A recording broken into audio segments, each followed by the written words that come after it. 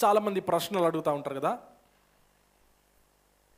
మనిషి పాపం చేస్తాడని తెలిసి కూడా దేవుడు చెట్టు ఎందుకు పెట్టాడు?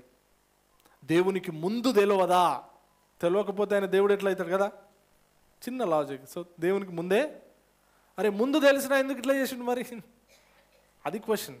దేవునికి ముందు తెలుసు కదా, మనిషి ఆదాం పాపం చేస్తాడని దేవునికి ముందు తెలుసు, ఆయన చెట్టు ఎందుకు తింటాడని తెలిసిన చెట్టు ఎందుకు పెట్టిండు? దేవునికి ముందు తెలుసు. దేవునికి ఏమేం తెలుసు? ముందు దేవునికి ముందు జగదుత్పత్తికి ముందే ఏం తెలుసు?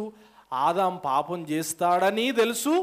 ఆ పాపానికి దేవుడు విరుగుడుగా గొర్రె పిల్లను పంపుతాడని కూడా తెలుసు. మనం దేన్ని చూస్తామంటే ఆదాం పాపం చేశాడు కదా, దేవునికి తెలియదా? దేవునికి తెలియదా? ఇదంతా ఎందుకంటే మనిషి నైజం ఏంటంటే చివరికి తీసుకొని పోయి తప్పంత ఎవరి మీద వేయాల? మళ్ళా దేవుని మీద వేసి తప్పించుకోవాలా?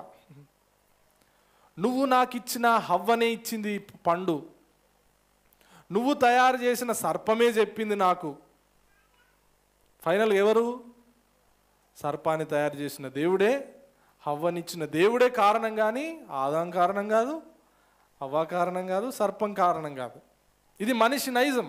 ఇప్పటికీ కూడా అదే నైజం, దేవుని మీద నేరం మోపాలని. అయితే దేవుని వాక్యం ఏం చెప్తుంది తెలుసా అంటే, రోమీయులకు రాసిన పత్రిక 3వ అధ్యాయంలో, ఆయనను తీర్పు తీర్చబడినప్పుడు దేవుడు నిర్దోషిగా కనబడతాడు. దేవుణ్ణి ఎవడు వేలెత్తి చూపెట్టలేడండి ఆ దినాల.